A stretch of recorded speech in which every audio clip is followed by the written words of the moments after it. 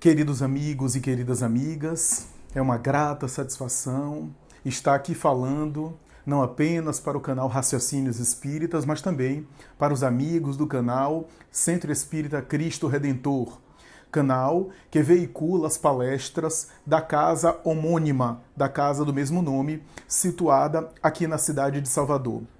Essa palestra, que anteriormente, inicialmente, havia sido agendada e programada para ter o caráter presencial, realizada, portanto, por essa casa amiga, por essa instituição querida, não pôde ser realizada em função do distanciamento social, do isolamento social necessário, pelo qual todos nós estamos vivendo, estamos experimentando.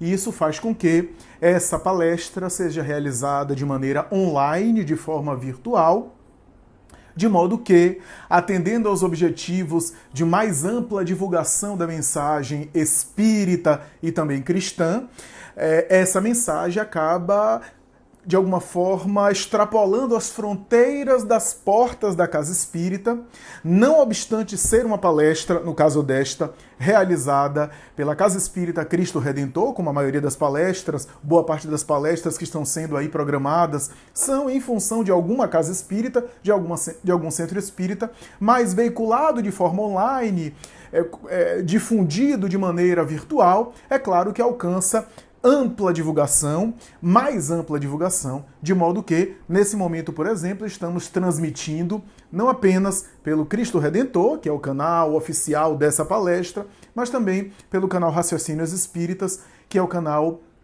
que eu tenho aí o prazer e a alegria de colaborar com ele.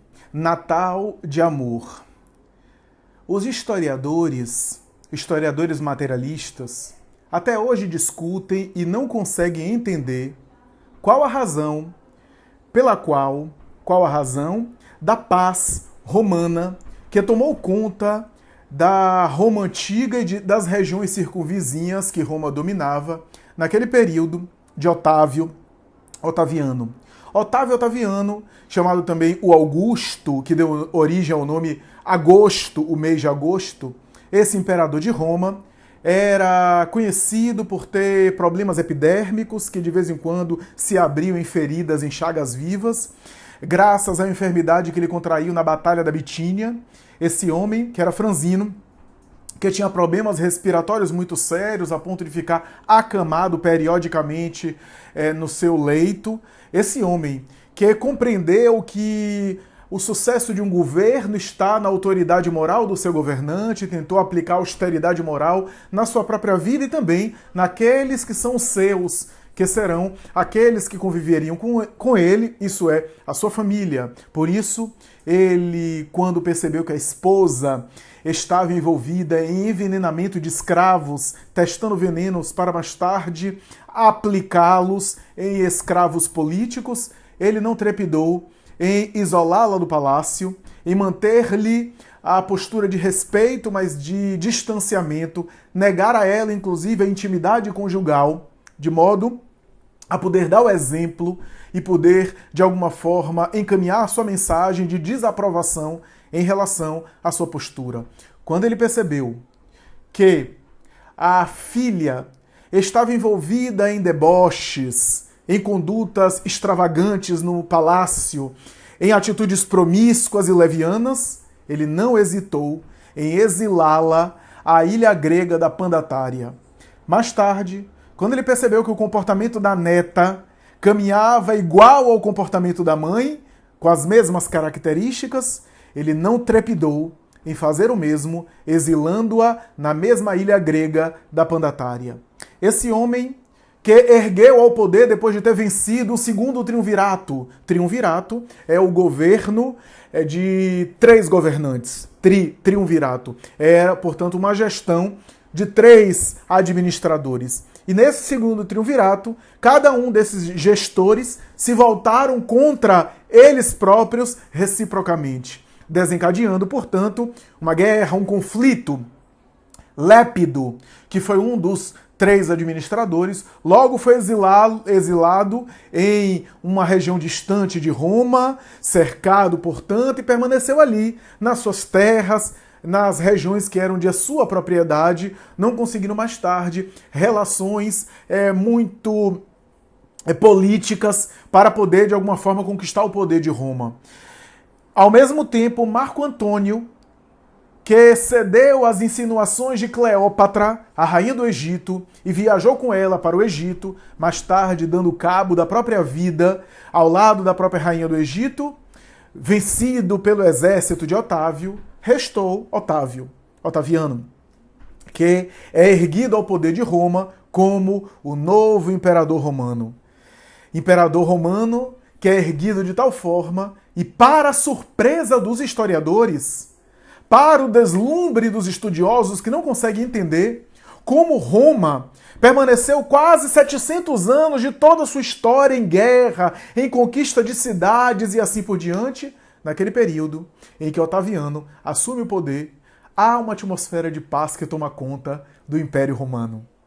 Não mais as vozes belicosas de guerra, de conflito, de lutas civis, de rebeliões e revoluções, mas as vozes que começam a ser ouvidas em Roma são a de eloquentes filósofos, pensadores sensíveis, homens intelectuais, portadores de cultura que produziriam o fermento cultural do direito romano, da oratória, da retórica, da poesia, da filosofia, e era muito comum os versos e as declamações de Ovídio, de Salústio, de Tito Livio, de Mecenas, de Horácio, de Virgílio e de tantos outros que declamavam seus versos. O próprio imperador, no Fórum de Roma, diante da cena de Roma ali no palácio, ele ia até as lágrimas, particularmente com um dos versos mais famosos que eram cantados,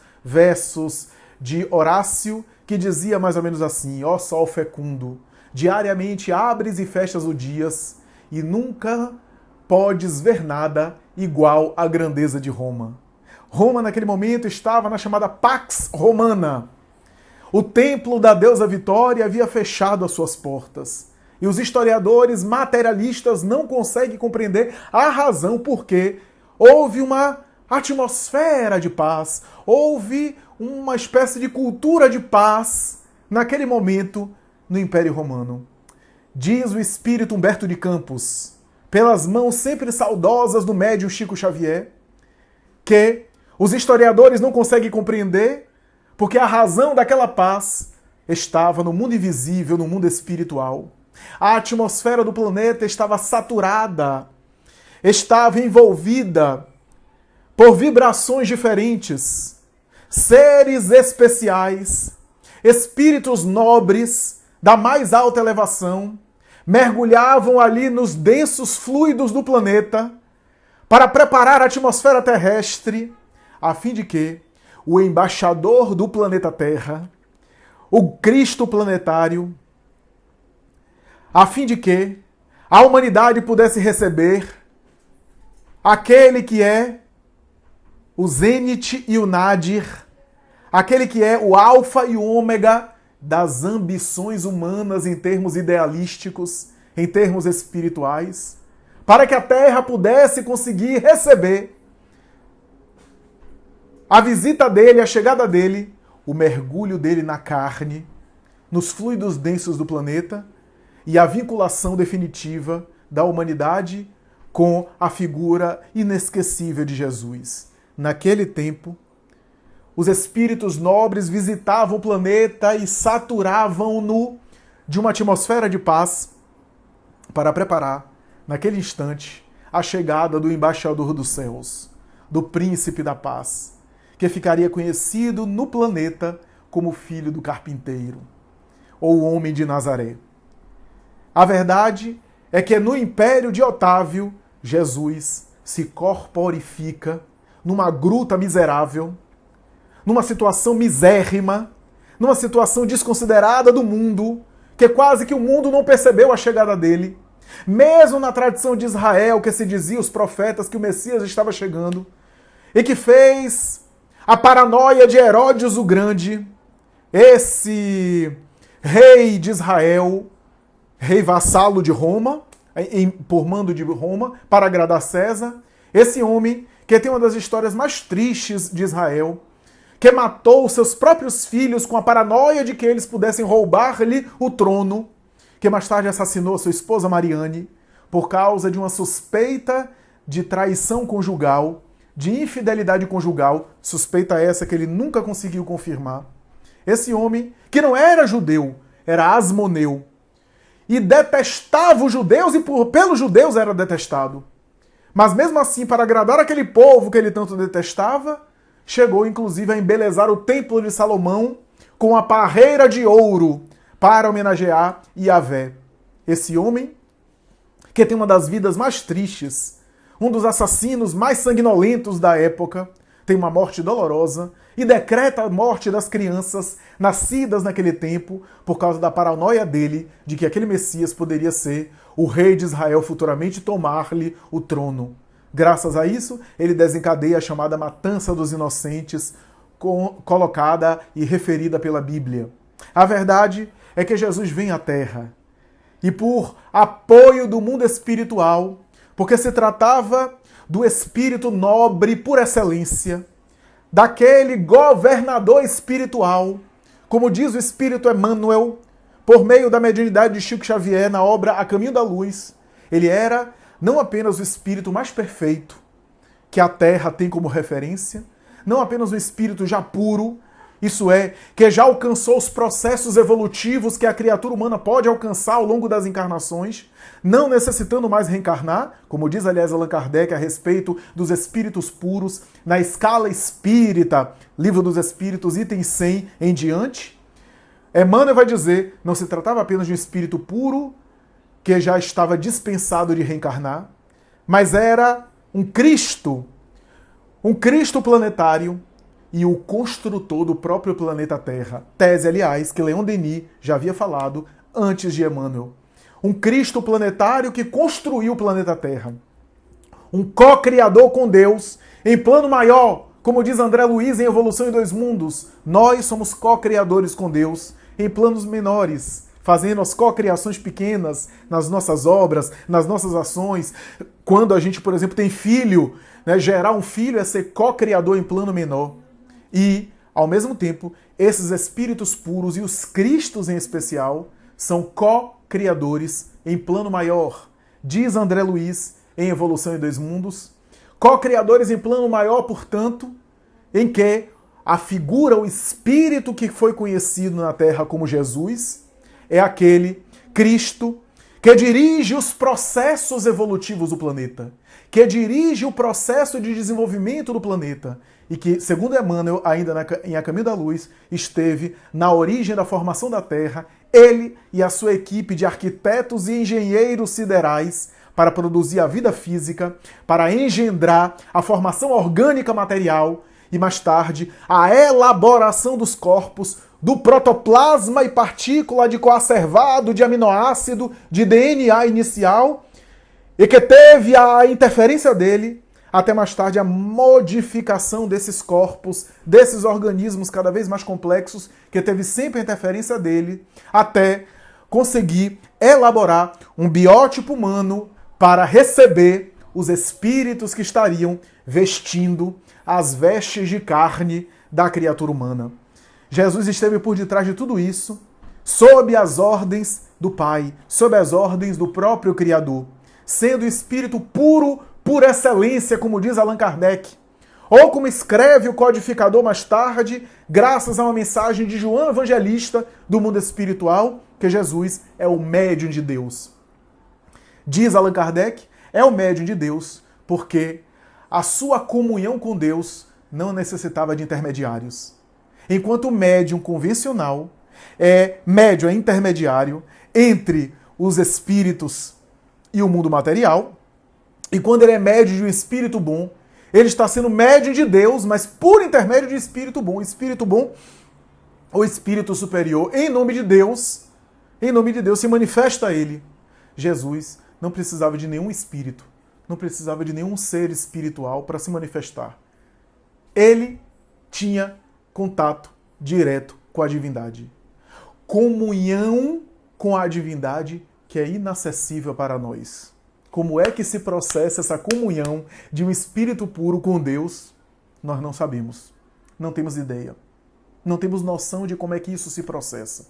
Como é a relação de espírito superior, de espírito puro, de um Cristo com Deus, a gente não sabe. A gente tem uma ideia de como ele conversava na cruz. Aquelas manifestações não eram de medo. Pai, pai, por que me abandonaste? Ali, lama sabachthani.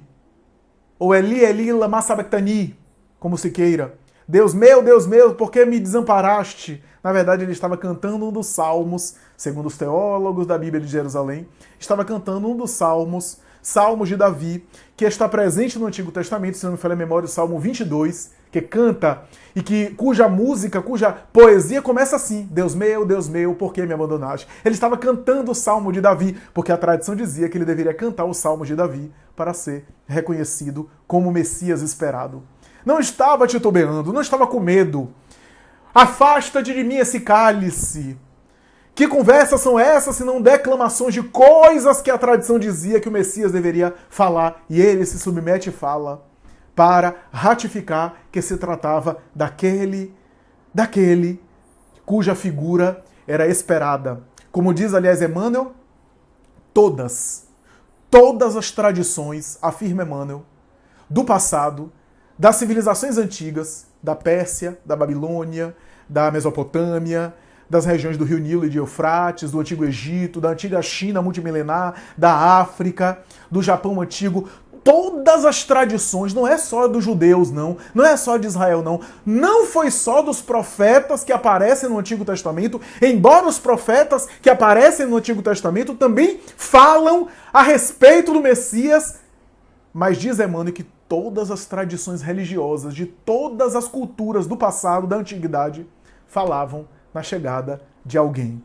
no nascimento de alguém, em alguém que viria e que seria o sol de todas as épocas, que seria o divisor de fatos e de fastos da humanidade, que deveria dividir por completo a humanidade entre antes e depois dele, e seria mais tarde a aurora das épocas porvindouras, que seria mais tarde a referência máxima, a ferramenta segura, o elemento de apoio de toda a humanidade que viria depois, de toda a cultura terrena do porvir. Jesus representa isso. Ele foi esperado, ele foi anunciado, ele foi intuído, ele foi sentido e ele nasceu. O seu Natal representa aquela expressão anotada pelo Evangelho de Lucas, porque Lucas, com todo respeito aos outros 4 evangelhos, aos outros 3 evangelhos, mas Lucas é a maior autoridade que escreve sobre o nascimento de Jesus e a sua vida, a sua infância. Por quê? Cada evangelho tem um enfoque especial sobre Jesus. O evangelho de Mateus é o evangelho para os judeus. Mateus apresenta Jesus como o Messias esperado. O Messias que foi decantado, inclusive por Moisés. O Messias que foi profetizado pelos profetas antigos. E por isso Mateus tenta colocar o texto e arrumar, organizar o texto para demonstrar aos seus irmãos que se tratava do Messias esperado pelos judeus. Daí Mateus o tempo todo arranja o texto para conciliar Jesus com o Antigo Testamento. Faz o tempo todo colocações ali no discurso de Jesus para fazer alusão ao Antigo Testamento. Moisés sobe ao monte e recebe os 10 mandamentos. Jesus sobe ao monte e fala o sermão das bem-aventuranças. Moisés, quando nasce, foge para o Egito, porque o faraó, inclusive, estava decretando morte de crianças. Jesus, quando nasce, o casal foge para o Egito, porque Herodes estava decretando morte de crianças. Moisés escolhe 12 representantes das 12 tribos de Israel. Jesus estabelece e escolhe 12 apóstolos. Moisés caminha 40 anos no deserto. Jesus caminha 40 dias e 40 noites no deserto. Era, portanto, a tentativa de Mateus de dizer que Jesus era o novo Moisés. Aliás, um Moisés aperfeiçoado, um Moisés melhorado. Já o evangelho, por exemplo, de Marcos, a preocupação de Marcos não é apresentar Jesus como Messias, porque o texto de Marcos é para o romano, para o Império Romano. Daí o texto de Marcos é escrito de uma forma rápida, concisa, econômica, sem muita firula, sem muito emolduração, até porque quem estava falando para Marcos, afinal Marcos não conheceu Jesus, na verdade Marcos nunca entrou em contato com Jesus, tudo indica que sim, embora hajam teses de que Marcos pequeno participou de alguma reunião com os apóstolos e com a mãe, já que ele era filho de Maria de Jerusalém, uma mulher rica que tinha uma casa e que abriu as portas da sua casa para os primeiros cultos cristãos em Jerusalém, antes da igreja cristã primitiva ser fundada por Pedro na estrada de Jope, ali próximo de Jerusalém. A verdade é que ele era filho dessa mulher, mas não se sabe, tudo indica que ele não conheceu Jesus e que ele escreveu o evangelho ouvindo o depoimento de Simão Pedro. Como Simão Pedro era quase analfabeto, pescador, homem braçal, dado às coisas práticas, às tarefas do dia a dia, não era um intelectual, uma pessoa culta, não era alguém que era refinado nas palavras para ser, de alguma forma, rico e minucioso nas palavras. É óbvio que o relato de Pedro é relato prático e, ao mesmo tempo, com o objetivo de sensibilizar o povo romano não estava nem aí se Jesus era Messias ou não, para essas questões teológicas. O Império Romano, ou melhor, a mentalidade romana acostumada com os deuses do panteão, da mitologia romana, estava querendo, na verdade, interessada em fatos, em fenômenos, em coisas práticas. E por isso, Jesus em Marcos aparece fazendo, agindo, trabalhando, operando, produzindo fenômenos, milagres, auxiliando. É o homem que faz. É o homem braçal. Já no Evangelho de João, Jesus é alguém totalmente diferente. No Evangelho de João, o último evangelho, aliás, o quarto evangelho, Jesus é o verbo da criação. É aquele verbo que aparece em Gênesis de Moisés, primeiro livro da tradição hebraica. No princípio era Deus e Deus nadava. E quando a gente vai ver o Bereshit, no princípio era Deus. Deus está colocado ali como logos. Logos tem a ver com psiquismo ou com verbo. E aí a gente vê o Evangelho de João falando, Bereshit, no princípio, era o verbo. E o verbo se fez carne. Diz, de alguma forma, João, que o verbo da criação é Jesus. É como ele define Jesus. Um evangelho espiritual, um evangelho profundo, um evangelho todo simbólico. Mas o Evangelho de Lucas, segundo Anak, pensador protestante, ou segundo Ernest Renan, imortal da Academia Francesa de Letras e professor de Sorbonne de hebraico, vai dizer Ernest Renan na sua obra Levi Jesus, ou Levi e Jesus, ou seja, a vida de Jesus, que o texto de Lucas é o mais belo livro que alguém já escreveu. Em Lucas, Jesus é o homem. Nós vemos em Lucas o ser humano Jesus, a pessoa Jesus. O homem que convivia, que tinha compaixão, que falava as parábolas de misericórdia, parábola do filho pródigo, parábola do bom samaritano, parábola das 3 dracmas perdidas, as várias parábolas de misericórdia que ele fala. Algumas muito enigmáticas, por exemplo, o reino dos céus é semelhante ao fermento que uma mulher tomou, escondeu em 3 medidas de farinha até ficar grande e começar a produzir. Basicamente, a parábola do fermento fala isso. E que talvez ali esteja o significado profundo das 3 grandes revelações. O reino dos céus é semelhante a 3 grandes revelações. A revelação judaico-cristã, ou melhor, a judaico, a revelação mosaica, a proposta da lei, a revelação do amor, síntese de todas, a revelação que é representada na figura do Cristo, e a revelação da verdade, que é a explicação de tudo aquilo que ele disse que a humanidade não conseguiria entender e que se manifesta de maneira bastante intensa na proposta do Espiritismo. Não apenas do Espiritismo, mas sobretudo do Espiritismo. A verdade é que ele nasceu, que trouxe uma proposta grandiosa. E toda a sua proposta é de um desafio até hoje para todos nós. O Natal de Jesus é um nascimento. E um nascimento que tem a ver com um despertar. O Natal de Jesus, Pouco importa se ele realmente nasceu em Belém, se ele nasceu na Galileia, em Nazaré, porque há uma discussão sobre isso. Os textos do Evangelho não são tão claros. 2 dos Evangelhos falam em Belém, 2 nem se referem a Belém. Fala de Jesus de Nazaré. O Evangelho de Lucas fala de uma viagem para Belém por causa do censo. Um censo que foi estabelecido pelo imperador Augusto, o imperador Otaviano. Censo esse que nunca foi localizado pelos historiadores até hoje. Um recenseamento para cobrar imposto e para o alistamento militar, e que talvez o casal José e Maria tiveram que viajar, porque tudo indica, segundo a tradição, que José era descendente de filhos de Belém, portanto tinha que fazer o cadastro na cidade de Belém.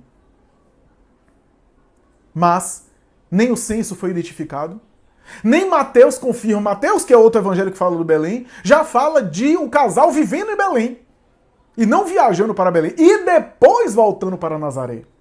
De qualquer forma, a tese mais aceita, apesar de todas as confusões e todas as especulações históricas, é que ele nasceu realmente em Belém. Portanto, essa dúvida ainda permanece. Jesus é belemita, o que significa dizer que é judeu, portanto, hebreu da Judeia, ou é galileu, e Galileu de Nazaré, que é nazareno, e portanto não é hebreu da Judeia, portanto não é judeu, mas é Galileu. É belemita ou é Galileu? Belemita judeu ou Galileu nazareno? Não se tem ainda um consenso absoluto a esse respeito. Mas provavelmente ele era de Nazaré, Galileu, por tradição, porque foi criado lá, como diz Lucas no seu texto, mas nasceu na região de Belém. Portanto, talvez eram as duas coisas. Pouco importa, no entanto, o local que ele nasceu. A personagem de Jesus é tão intrigante que, apesar de ser tão fascinante ela, a gente tem muito mais dúvidas históricas, muito mais dúvidas biográficas, muito mais perguntas do que respostas. Até hoje não se sabe a data exata que ele nasceu. Nem o ano, que não parece o ano zero da nossa época, alguma coisa saiu errado aí nessa conta. Nem a data 25 de dezembro, que a gente sabe hoje que não é o dia do nascimento de Jesus.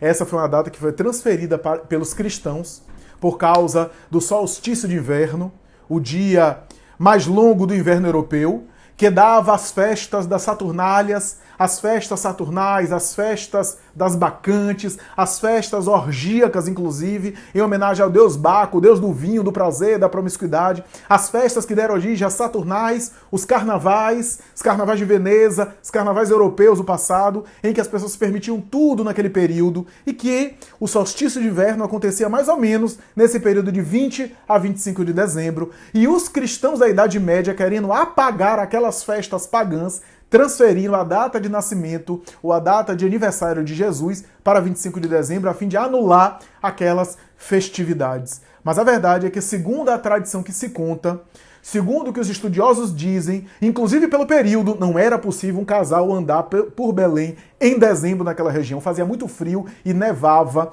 Pastores no campo era impossível. Cabras e pastores conduzindo cabras era uma coisa inimaginável, porque morreria todas de frio e de neve.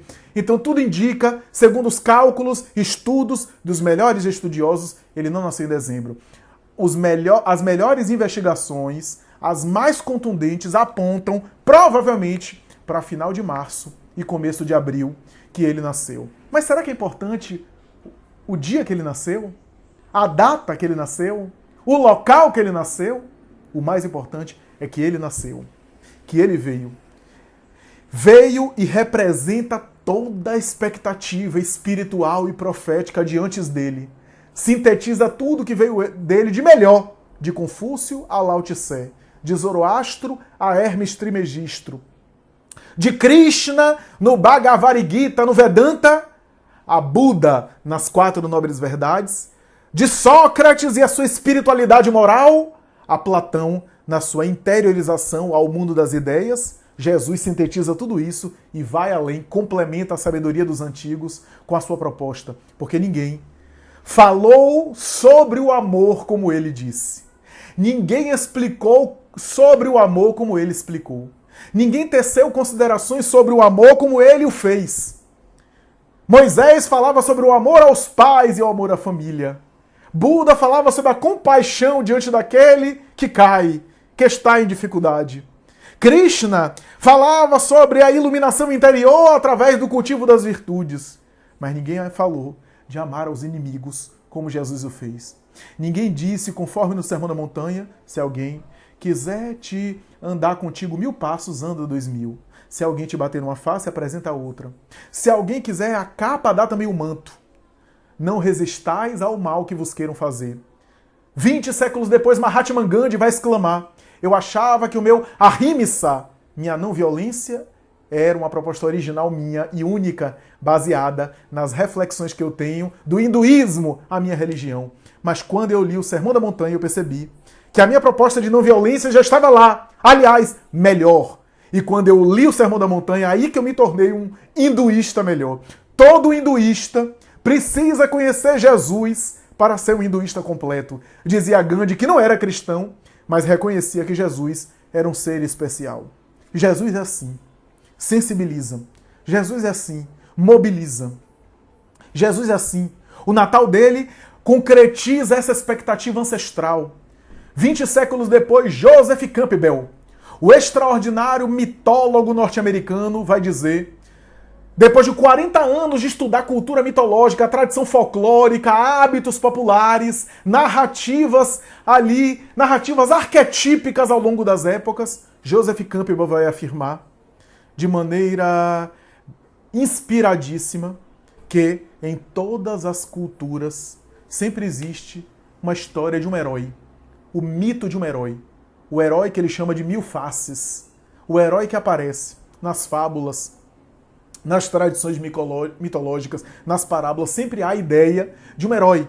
A luta do bem e do mal que está presente no mundo infantil, nos desenhos animados das crianças, né? O bem que luta contra o mal e que um herói vem resgatar, vem salvar. Veja como os desenhos animados falam muito disso. Veja que boa parte dos desenhos animados, das histórias infantis, fala de alguém que vem salvar, que vem construir, que vem recuperar, que vem um herói que vem salvar o que estava tudo perdido, né? Que vem, de alguma forma, salvar a humanidade que está na beira da destruição. E Joseph Campbell vai dizer que não sabia por que isso acontecia. Não sabia por que isso é tão comum na tradição cultural de todos os povos, mas que ele achava que era uma coisa inconsciente, que era uma espécie de conteúdo inconsciente dos arquétipos de Jung, que ele, aliás, teve relação de amizade com Jung, que era algo ancestral, inconsciente, que era psíquica, interior da criatura, mas não sabia explicar por quê. O Espiritismo sabe explicar por quê. Esse herói, esse mito do herói que aparece na tradição cultural de todos os povos é Jesus. Porque quem está nesse planeta, mesmo que não queira, é influenciado pelo psiquismo dele, já que os processos da Terra são dirigidos, são coordenados pelo psiquismo dele. O psiquismo terreno tem o DNA dele. Esse herói que foi intuído pela tradição mitológica de todas as épocas é Jesus. É o herói que vai salvar a humanidade. Daí salvar, redimir o Messias, salvar entre aspas, né? Não salvar no sentido literal, ao pé da letra, mas é assim que a mitologia estabeleceu. Joseph Campbell, como não era espírita e não era espiritualista, não sabia entender por quê, mas as raízes estão no mundo espiritual. Era Jesus. Jesus, portanto, tem essa tônica, tem essa proposta. Jesus, portanto, tem esse fundamento. E a proposta do seu Natal é um nascimento interior. Diz Humberto de Campos, Espírito, por Chico Xavier, que quando você olha para o Natal de Jesus, você vê no conto do Natal que existe um Natal simbólico dentro de você. Jesus nascendo é a sua dimensão espiritual nascendo. No meio de quê? De cabras, de ovelhas e de pastores. O símbolo do animal. Isso é, Jesus nasce dentro de nós, isso é, o elemento espiritual nasce dentro de nós, a nossa natureza espiritual se desenvolve, a nossa consciência espiritual desperta ao lado das paixões animais, representado pelas ovelhas e pelos pastores. As paixões animais. E há tudo, embora haja, no momento em que a gente começa a despertar espiritualmente, haja muita sedução no mundo. Os 3 reis magos que vai até o menino para dar presente de reis, porque incenso, ouro e mirra eram presentes que eram dados aos reis quando os reis nasciam. Quando a gente começa a despertar espiritualmente, vem as seduções do mundo. Vem os aplausos, vem o deslumbramento, vem gente que acha que a gente é o máximo, que a gente é divino, é especial, que quer nos oferecer incenso, ouro e mirra. Ao mesmo tempo, há um Herodes querendo matar o Jesus que está nascendo. Há um Herodes dentro de nós querendo matar o Cristo que nasce dentro de nós. Há um Herodes dentro de você querendo matar a sua consciência espiritual. Essa é a proposta. E também há um Simeão, há uma Ana no templo. Há aqueles que sensibilizam-se, que são as dimensões interiores que aumentam e que começam a brotar, a florescer à medida que Jesus cresce dentro da nossa intimidade, na nossa mais profunda intimidade da alma. Para concluir, lembro-me, já contei isso, mas lembro-me de uma história que é narrada no livro Antologia Mediúnica do Natal, em que Humberto de Campos conta que quando Simeão pegou o menino recém-nascido, porque o casal foi até o templo, era necessário ir até o templo para apresentá-lo às autoridades religiosas, que eram também as autoridades civis, as autoridades inclusive judiciárias. E Simeão, que era um sacerdote do templo, já idoso, já velho, que esperava a chegada do Messias, que tinha expectativa da chegada daquele Messias, tão decantado pela profecia hebraica, Simeão pega o menino, coloca no colo, olha para aquela criança e tem uma exclamação e tem um transe mediúnico, uma visão psíquica. Ele percebe que se tratava do Messias. Diz o texto evangélico que ele diz: meu Deus, esses olhos já podem morrer, porque eles acabaram de ver a salvação. Porque Yahshua, Jesus, em hebraico significa salvação. Eles acabaram de ver a salvação. Jesus, salvação. Duplo sentido, portanto. Mas diz Humberto de Campos, um diálogo que não está nos textos bíblicos, que Simeão pega o menino e começa a dizer: menino, você me parece ser alguém especial. Acaba de nascer para o mundo. Mas nasce de uma forma tão miserável, tão desprestigiada, tão desgraçada.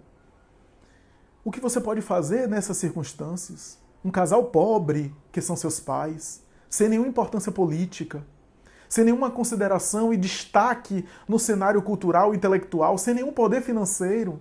Você podendo escolher nascer entre as grandes cortes de Roma, nas casas palacianas, filho de algum patrício importante. Podendo nascer, por exemplo, nas grandes casas imperiais da Grécia, em Esparta ou em Atenas. Podendo estar, por exemplo, nascendo descendente de uma grande autoridade judaica, representante dos interesses do Sinédrio e das sinagogas, e você nasce de maneira assim, sem visibilidade, sem destaque. Como é que você vai fazer para mudar o mundo? Se você realmente é o Messias, o que você vai fazer e como você vai atuar? Aonde você atuará para tocar, para sensibilizar, para mudar o mundo?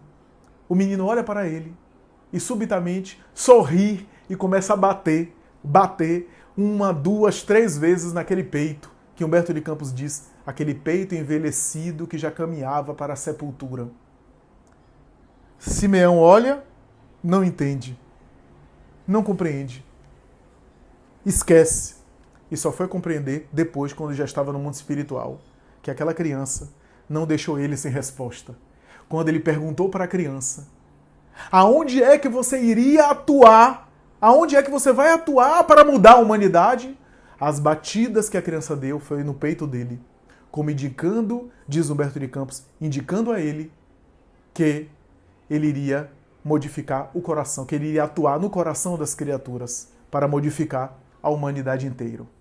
Feliz Natal, meus queridos amigos. Um próspero ano novo. Natal de bênçãos. Natal verdadeiro com Jesus. E o Natal verdadeiro com Jesus não é necessariamente barulhento. estridente, como diz Joana de Ângeles, mas é um Natal diferente.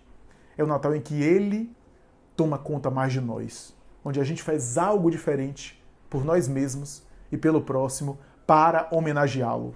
Feliz Natal aos amigos do Cristo Redentor. Aos amigos que nos assistem agora pela internet, Feliz Natal a todos vocês e até a próxima, se Deus quiser. Muita paz.